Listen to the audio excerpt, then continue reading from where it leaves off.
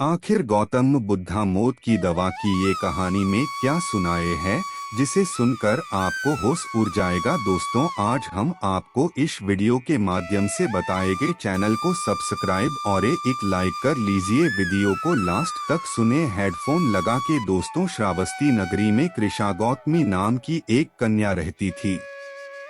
गौतमी उसका असली नाम था। काम करते करते वह जल्दी थक जाती थी, अतएव लोग उसे कृषा गौतमी के नाम से पुकारते थे। गौतमी ने जवानी में प्रवेश किया और उसका विवाह हो गया।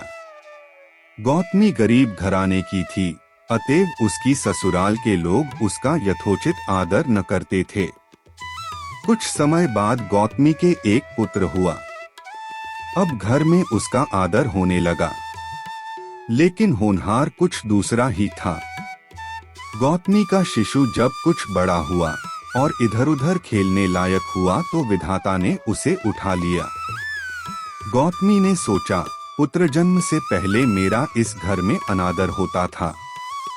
पुत्र जन्म के बाद लोग मेरा आदर करने लगे, लेकिन अब ये लोग मेरे प्रिय शिशु को न जाने कहां छोड़ देंगे। गौतमी अपने मृत पुत्र को गोद में ले उसके लिए घर घर दवा मांगती फिरने लगी।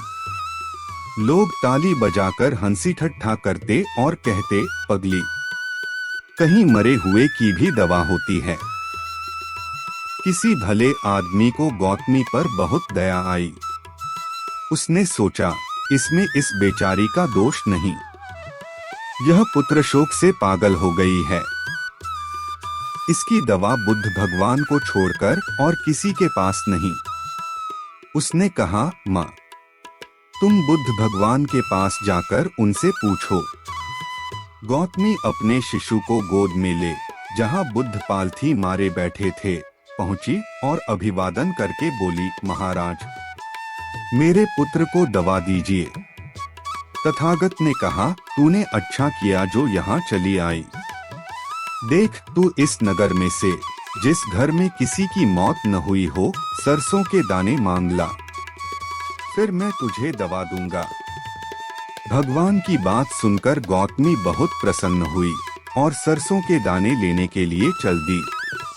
पहले घर में जाकर उसने निवेदन किया, देखिए, बुद्ध भगवान ने मुझे आप लोगों के घर से सरसों मांगकर लाने को कहा है। आप लोग सरसों देने की कृपा करें। गौतमी के ये शब्द सुनकर एक आदमी झट से घर में से सरसों के दाने ले आया और गौतमी को देने लगा। गौतमी ने पूछा, पहले यह बताइए कि इस घर में किसी की मौत तो नहीं हुई। यह सुनकर घर के लोग आश्चर्य से कहने लगे, गौतमी, यह तो क्या कह रही है? यहाँ कितने आदमी मर चुके हैं, इसका कोई हिसाब है। गौतमी, तो मैं आपके घर से सरसों न लूंगी। गौतमी दूसरे घर गई। सब जगह उसे वही जवाब मिला। उसने समझा, शायद सारे नगर में यही बात हो। उसे एकदम ध्यान आया कि बुद्ध भगवान ने शायद जानबूझकर ही मुझे सरसों मांगने के लिए भेजा है। वह शीघ्र ही अपने मृत पुत्र को नगर के बाहर श्मशान में ले गई।